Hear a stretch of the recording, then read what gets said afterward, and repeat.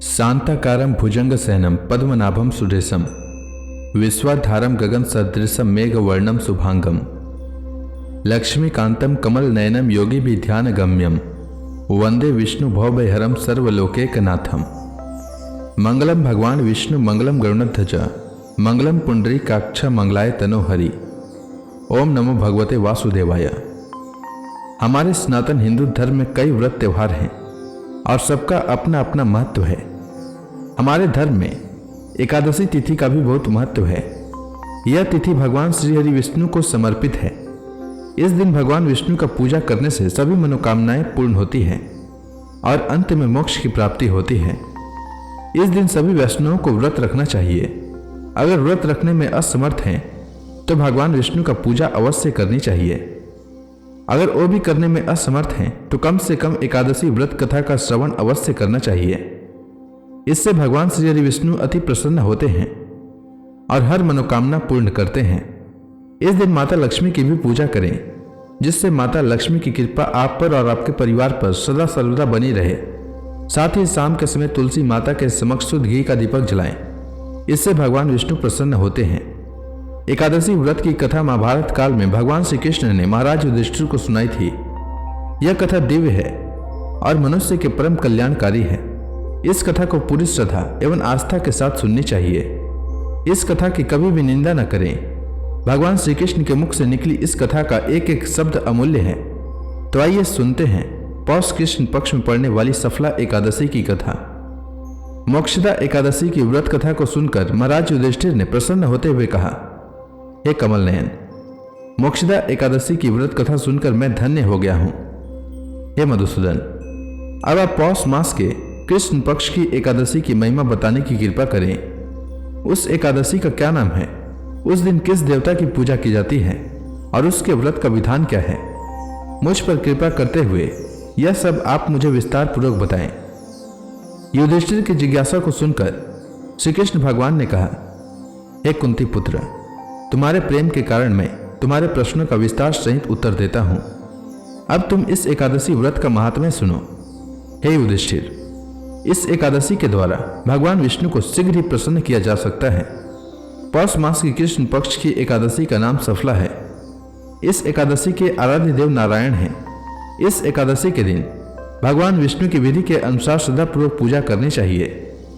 हे युधिष्ठिर, इसे सत्य जानो कि जिस तरह नागों में शेष नाग, पक्षियों में गरुड़, ग्रहों में सूर्य चंद्र, यज्ञों में अश्वमेध और देवताओं में भगवान विष्णु श्रेष्ठ हैं, उसी प्रकार व्रतों में एकादशी व्रत श्रेष्ठ है। हे युधिष्ठिर, एकादशी का व्रत करने वाले व्यक्ति भगवान श्रीहरि को अति प्रिय हैं। इस एकादशी में नारियल और नैवेद्य आदि अर्पण करके भगवान नारायण की पूजा करनी चाहिए। मनुष्य को 5 सहस्त्र वर्ष तपस्या करने से जिस पुण्य का फल प्राप्त होता है, वही पुण्य श्रद्धा पूर्वक रात्रि जागरण सहित सफला एकादशी का उपवास करने से मिलता है। हे कुंती पुत्र, अब तुम सफला एकादशी की कथा ध्यान पूर्वक सुनो। प्राचीन समय में चंपावती नगरी में महिष्मान नामक एक राजा राज्य करता था। उसके 4 पुत्र थे। उसका सबसे बड़ा लुम्पक नाम का पुत्र महापापी और दुष्ट था। वह हमेशा परिस्त्री गमन में तथा वैश्याओं के यहाँ जाकर अपने पिता का धन नष्ट किया करता था। देवता, ब्राह्मण, वैष्णव आदि सुपात्रों की निंदा करके वह अति प्रसन्न होता था। सारी प्रजा उसके कुकर्म से बहुत दुखी थे, परंतु युवराज होने के कारण सब चुपचाप उसके अत्याचारों को सहन करने को विवश थे और किसी में भी इतना साहस नहीं था कि कोई राजा से उसकी शिकायत करता। परंतु बुराई अधिक समय तक पर्दे में नहीं रहता।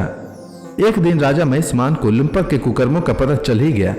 तब राजा अत्यधिक क्रोधित हुए और उन्होंने लुम्पक को अपने राज्य से निकाल दिया। पिता के द्वारा त्यागे जाने पर लुम्पक को और सभी ने भी त्याग दिया। अब वह सोचने लगा कि मैं क्या करूं, कहां जाऊं। अंत में उसने रात्रि को पिता के राज्य में ही चोरी करने को ठानी। वह दिन में राज्य से बाहर रहने लगा और रात्रि को अपने पिता की नगरी में जाकर चोरी तथा अन्य बुरे कर्म करने लगा। रात में वह जाकर नगर के निवासियों को मारता तथा कष्ट देता। वन में वह निर्दोष पशु पक्षियों को मारकर उनका भक्षण किया करता था। किसी किसी रात जब वह नगर में चोरी आदि करते पकड़ा भी जाता तो राजा के डर से पहरेदार उसे छोड़ देते थे। कहते हैं कि कभी कभी अनजाने में भी प्राणी ईश्वर की कृपा का पात्र बन जाता है। ऐसा ही कुछ लुम्पक के साथ भी हुआ। जिस वन में वह रहता था वह वन भगवान को भी बहुत प्रिय था। उस वन में एक प्राचीन पीपल का वृक्ष था तथा उस वन को सभी लोग देवताओं का क्रीड़ा स्थल मानते थे। वन में उसी पीपल के वृक्ष के नीचे महापापी लुम्पक रहता था। कुछ दिन बाद पौष मास के कृष्ण पक्ष की 10वीं के दिन वस्त्रहीन होने के कारण लुम्पक तेज ठंड से मूर्छित हो गया। ठंड के कारण वह रात को सो न सका और उसके हाथ पैर अकड़ गए। वह रात बड़ी कठिनता से बीती, किंतु सूर्य के उदय होने पर भी उसकी मूर्छा नहीं टूटी। वह ज्यों का त्यों पड़ा रहा। सफला एकादशी की दोपहर तक वह पापी मूर्छित ही पड़ा रहा। जब सूर्य के तपने से उसे कुछ गर्मी मिली तब दोपहर में कहीं उसे होश आया और वह अपने स्थान से उठकर किसी प्रकार चलते हुए वन में भोजन की खोज में फिरने लगा। उस दिन वह शिकार करने में असमर्थ था, इसलिए पृथ्वी पर गिरे हुए फलों को लेकर पीपल के वृक्ष के नीचे गया। तब तक भगवान सूर्यदेव अस्त हो चुके थे। भूखा होने के बाद भी वह उन फलों को न खा सका, क्योंकि कहाँ तो वह नित्य जीवों को मारकर उनका मांस खाता था और कहाँ फल। उसे फल खाना तनिक भी अच्छा नहीं लगा। अतः उसने उन फलों को पीपल की जड़ के पास रख दिया और दुखी होकर बोला, हे ईश्वर, यह फल आपको ही अर्पण है। इन फलों से आप ही तृप्त हो जाएं। ऐसा कहकर वह रोने लगा और रात को उसे नींद नहीं आई। वह सारी रात रोता रहा। इस प्रकार उस पापी से अनजाने में ही एकादशी का उपवास हो गया। उस महापापी के इस उपवास तथा रात्रि जागरण से भगवान श्रीहरि अत्यंत प्रसन्न हुए और उसके सभी पाप नष्ट हो गए। सुबह होते ही एक दिव्य रथ अनेक सुंदर वस्तुओं से सजा हुआ आया और उसके सामने खड़ा हो गया। उसी समय आकाशवाणी हुई, हे युवराज, भगवान नारायण के प्रभाव से तेरे सभी पाप नष्ट हो गए हैं। अब तू अपने पिता के पास जाकर राज्य प्राप्त कर। जब यह आकाशवाणी लुम्पक ने सुनी तो वह अत्यंत प्रसन्न होते हुए बोला, हे प्रभु, आपकी जय हो। ऐसा कहकर उसने सुंदर वस्त्र धारण किए और फिर अपने पिता के पास गया। पिता के पास पहुंचकर उसने सारी कथा पिता को सुनाई। पुत्र के मुख से सारा वृतांत सुनने के बाद पिता ने अपना सारा राज्य तत्क्षण ही अपने पुत्र को सौंप दिया और स्वयं वन में चले गए। अब लुम्पक शास्त्रानुसार राज्य करने लगा। उसकी स्त्री पुत्र आदि भी श्री विष्णु के परम भक्त हो गए। वृद्धावस्था आने पर वह अपने पुत्र को राज्य सौंपकर भगवान का भजन करने के लिए वन में चला गया और अंत में परम पद को प्राप्त हुआ। हे युधिष्ठिर, जो मनुष्य श्रद्धा व भक्ति पूर्वक इस सफला एकादशी का उपवास करते हैं उसके सभी पाप नष्ट हो जाते हैं और अंत में उसे मोक्ष की प्राप्ति होती है। हे राजन, जो मनुष्य इस सफला एकादशी के महात्म्य को नहीं समझते उसे पूंछ और सींगों से विहीन पशु ही समझना चाहिए। सफला एकादशी के महात्म्य को पढ़ने अथवा श्रवण करने से प्राणी को राज्य सूर्य यज्ञ के समान फल प्राप्त होता है। तो प्रेम से बोलिए भगवान विष्णु की जय, श्री कृष्ण भगवान की जय, समस्त देवी देवताओं की जय। एकादशी के दिन एकादशी व्रत कथा के साथ ही 11 माता की कथा भी अवश्य सुननी चाहिए। इससे व्रत का पुण्य फल प्राप्त होता है। तो आइए सुनते हैं 11 माता की कथा। एकादशी भगवान विष्णु की साक्षात शक्ति है। जिस शक्ति ने उस असुर का वध किया है जिसे भगवान भी जीत पाने में असमर्थ थे, उस शक्ति के आगे मनुष्य के पाप रूपी असुर भला कैसे टिक सकता है। जिस शक्ति ने देवताओं के कष्ट को हर कर उन्हें सुख दिया, वह प्राणी मात्र को क्या नहीं दे सकती। सुख, समृद्धि, शांति और मोक्ष, समस्त सुख सहज ही प्राप्त हो जाते हैं। 11 माता की भक्ति में इतनी शक्ति है कि जिसके प्रभाव से मनुष्य को सहज ही सभी प्रकार के सुख प्राप्त होते हैं और अंत समय में मोक्ष की प्राप्ति होती है। 11 माता की कथा के अनुसार सतयुग में एक महाभयंकर दैत्य हुआ करता था। उसका नाम मूर था। उस दैत्य ने इंद्र आदि सभी देवताओं पर विजय प्राप्त कर उन्हें उनके पद से हटा दिया। तब इंद्र ने भगवान शंकर से प्रार्थना की, हे भोलेनाथ, हम सब देवता मूर दैत्य के अत्याचारों से दुखी होकर मृत्यु लोक में अपना जीवन व्यतीत कर रहे हैं। राक्षसों के भय से हम बहुत दुख और कष्ट भोग रहे हैं। मैं स्वयं बहुत दुखी और भयभीत हूँ। अन्य देवताओं की तो बात ही क्या करें। अतः हे कैलाशपति, कृपा कर आप मूर दैत्य के अत्याचार से बचाने का उपाय बताइए। देवराज इंद्र के प्रार्थना सुनकर भगवान शंकर ने कहा, हे देवेंद्र, आप भगवान श्री विष्णु के शरण में जाइए। मधु कैटभ का संहार करने वाले भगवान विष्णु देवताओं को अवश्य ही इस भय से मुक्त करेंगे। भगवान शंकर के आदेश का पालन करते हुए इंद्र तथा अन्य देवता क्षीर सागर गए, जहां पर भगवान श्री हरि विष्णु शेष शैया पर विराजमान थे। इंद्र सहित सभी देवताओं ने भगवान विष्णु को देखा और उनके समक्ष उपस्थित होकर उनकी स्तुति करने लगे। वे कहने लगे, हे तीनों लोकों के स्वामी, आप स्तुति करने योग्य हैं। हम सभी देवताओं का आपको कोटि कोटि प्रणाम है। हे दैत्यों के संहारक, हम आपकी शरण में हैं, आप हमारी रक्षा करें। हे त्रिलोकपति, हम सभी देवता दैत्यों के अत्याचार से भयभीत होकर आपकी शरण में आए हैं। इस समय दैत्यों ने हमें स्वर्ग से निकाल दिया है और हम सभी देवता बड़ी ही दयनीय स्थिति में मृत्यु लोक में विचरण कर रहे हैं। अब आप ही हमारे रक्षक हैं, हमारी रक्षा करें। हे जगन्नाथ, आप हमारी रक्षा करें। देवताओं की करुण पुकार सुनकर भगवान श्री हरि विष्णु बोले, हे देवगणों, वह कौन सा दैत्य है जिसने देवताओं को जीत लिया है? आप सभी देवगण किसके भय से पृथ्वी लोक में भटक रहे हैं? क्या वह दैत्य इतना बलवान है जिसने इंद्र सहित सभी देवताओं को जीत लिया है? तुम निर्भय होकर मुझे सब हाल बताओ। भगवान विष्णु के इस स्नेहमयी वचनों को सुनकर देवेंद्र ने कहा, हे प्रभु, प्राचीन काल में ब्रह्म वंश में उत्पन्न हुआ नाड़ी जंगम नाम का एक असुर था, जिसका मूर नामक एक पुत्र है, जो चंद्रवती नामक नगरी में निवास करता है, जिसने अपने बल से मृत्यु लोक और देवलोक को जीत लिया है और सब देवताओं को देवलोक से निकालकर अपने दैत्य कुल के असुरों को इंद्र, अग्नि, यम, वरुण और चंद्रमा आदि सभी को लोकपाल बना दिया है। वह स्वयं सूर्य बनकर पृथ्वी को तापता है और स्वयं मेघ बनकर जल की वर्षा करता है। अतः आप इस बलशाली भयानक असुर का संहार करके देवताओं की रक्षा करें। देवेंद्र के मुख से ऐसे वचन सुनकर भगवान विष्णु बोले, हे देवताओं, मैं आपके शत्रु का शीघ्र ही संहार करूंगा। आप सभी इसी समय मेरे साथ चंद्रवती नगरी चलिए। देवताओं की पुकार पर भगवान विष्णु तुरंत ही उनके साथ चल दिए। उधर दैत्य राज मूर ने अपने तेज से जान लिया था कि श्री विष्णु युद्ध की इच्छा से उसकी राजधानी में आ रहे हैं। अतः अपने राक्षस योद्धाओं के साथ वह भी युद्ध भूमि में आकर गरजने लगा। देखते ही देखते युद्ध शुरू हो गया। युद्ध शुरू होने पर अनगिनत असुर अपने अस्त्र शस्त्रों को धारण कर देवताओं से युद्ध करने लगे, किंतु देवता तो पहले ही डरे हुए थे। वह अधिक देर तक राक्षसों का सामना न कर सके और भाग खड़े हुए। तब भगवान विष्णु स्वयं युद्ध भूमि पर आ गए।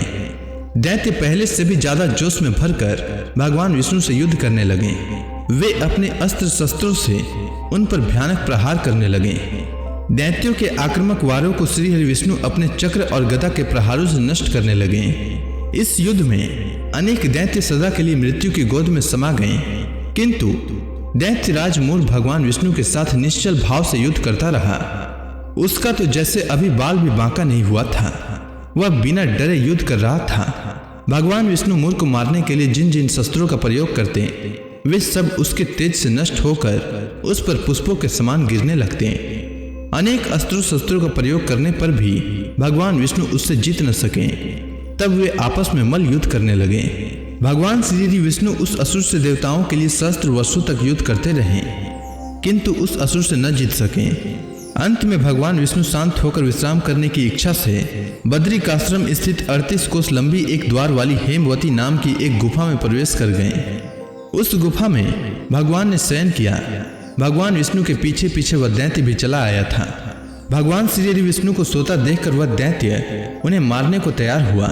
वह सोच रहा था कि आज मैं अपने चीर शत्रु को मारकर हमेशा हमेशा के लिए निष्कंटक हो जाऊंगा, परंतु उसकी यह इच्छा पूर्ण न हो सकी, क्योंकि उसी समय भगवान विष्णु की देह से दिव्य वस्त्र धारण किए एक अत्यंत मोहिनी कन्या उत्पन्न हुई और राक्षस को ललकार कर उससे युद्ध करने लगी।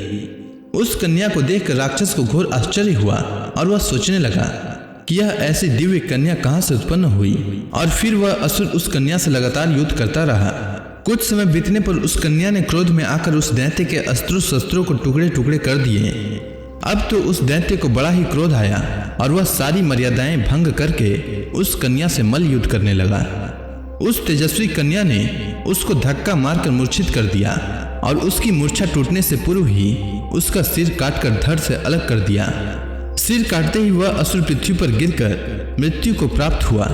बाकी बचे असुर अपने राजा का ऐसा दुखद अंत देखकर भयभीत होकर पाताल लोक में भाग गए। भगवान विष्णु जब निद्रा से जागे तो उस असुर को मरा देखकर उन्हें घोर आश्चर्य हुआ और वे सोचने लगे कि इस महाबली को किसने मारा है। तब वह तेजस्वी कन्या श्रीहरि से हाथ जोड़कर बोली, हे जगदीश्वर, यह असुर आपको मारने को उद्यत था, तब मैंने आपके शरीर से उत्पन्न होकर इस असुर का वध किया है। कन्या की बात सुनकर भगवान बोले, तुमने इस असुर को मारा है, अतः हे कन्या, मैं तुमसे अत्यंत प्रसन्न हूँ। इसे मारकर तुमने तीनों लोकों के देवताओं के कष्ट को हरा है, इसीलिए तुम अपनी इच्छा अनुसार वरदान मांग लो, मैं तुम्हारी प्रत्येक इच्छा को पूर्ण करूंगा।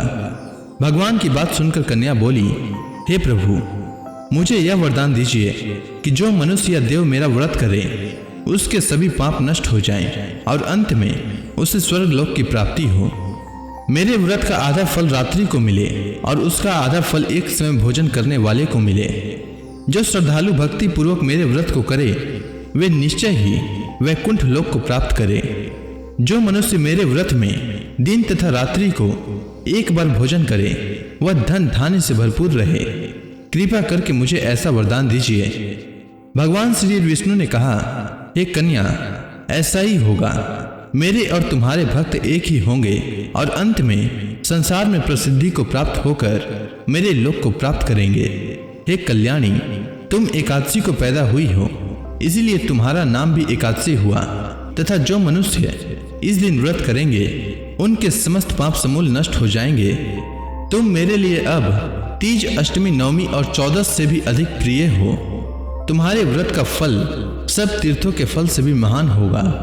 यह मेरा अकाट्य कथन है। इतना कहकर भगवान श्री विष्णु उसी स्थान पर अंतर ध्यान हो गए। अब आप सभी भक्तगण हाथ जोड़कर भगवान श्री हरि का ध्यान करें। आरती होने वाली है। ओम जय एकादशी माता, मैया जय एकादशी माता। विष्णु पूजा व्रत को धारण करके, विष्णु पूजा व्रत को धारण करके शक्ति मुक्ति पाता। ओम जय एकादशी माता। तेरे नाम गिनाऊं देवी, भक्ति प्रदान करनी, भक्ति प्रदान करनी। गण गौरव की देनी माता, गण गौरव की देनी माता, शास्त्रों में बरनी। ओम जय एकादशी माता। मार्गशीर्ष कृष्ण पक्ष की उत्पन्ना, विश्व तारणी जननी, मैया विश्व तारणी जननी। शुक्ल पक्ष में हुई मोक्षदा, शुक्ल पक्ष में हुई मोक्षदा, मुक्तिदाता बन के भरनी। ओम जय एकादशी माता। पौष के कृष्ण पक्ष की सफला नामक है, शुक्ल पक्ष में होए पुत्रदा, आनंद अधिक रहे। ओम जय एकादशी माता। नाम सट तिला माघ मास में कृष्ण पक्ष आवे, मैया कृष्ण पक्ष आवे। शुक्ल पक्ष में जया कहावे, शुक्ल पक्ष में जया कहावे, विजय सदा पावे। ओम जय एकादशी माता। विजया फाल्गुन कृष्ण पक्ष में शुक्ला अमला की, मैया शुक्ला अमला की। पाप मोचनी कृष्ण पक्ष में चैत्र महाबली की। ओम जय एकादशी माता। चैत्र शुक्ल में नाम कामदा, धन देने वाली, मैया धन देने वाली। नाम बरूथनी कृष्ण पक्ष में, बैसाख माहवाली। ओम जय एकादशी एकादशी माता। शुक्ल पक्ष में होए मोहिनी, अपराध ज्येष्ठ कृष्ण पक्षी। मैया अपराध ज्येष्ठ कृष्ण पक्षी। नाम निर्जला सब सुख करने, शुक्ल पक्ष रखी। ओम जय एकादशी माता। योगिनी नाम आषाढ़ में जानो, कृष्ण पक्ष करनी। मैया कृष्ण पक्ष करनी। देवसैनी नाम कहायो, शुक्ल पक्ष धरनी। ओम जय एकादशी माता। कामिका श्रावण मास में आवे, कृष्ण पक्ष कहिए। श्रावण शुक्ला होए पवित्र, आनंद से रहिए। ओम जय एकादशी माता। अजा भाद्रपद कृष्ण पक्ष की परिवर्तनी शुक्ला। मैया परिवर्तनी शुक्ला। इंद्राश्विन कृष्ण पक्ष में व्रत से भव सागर निकला। ओम जय एकादशी माता। पापांकुश है शुक्ल पक्ष में, आप हरण हारी। मैया आप हरण हारी। रमा मास कार्तिक में आवे, सुखदायक भारी। ओम जय एकादशी माता। देवोत्थान शुक्ल पक्ष की दुख नाशक मैया। पावन मास में करो विनती, पार करो नैया। ओम जय एकादशी माता। परमा कृष्ण पक्ष में होती, जन मंगल करनी। मैया जन मंगल करनी। शुक्ल मास में होए पद्मिनी, दुख दरिद्र हरनी। ओम जय एकादशी माता। जो कोई आरती एकादशी की भक्ति सहित गावे, मैया भक्ति सहित गावे। जन गुरु दिता स्वर्गवासा, निश्चय वह पावे। ओम जय एकादशी माता। तो प्रेम से बोलिए विष्णु भगवान की जय, माता लक्ष्मी की जय।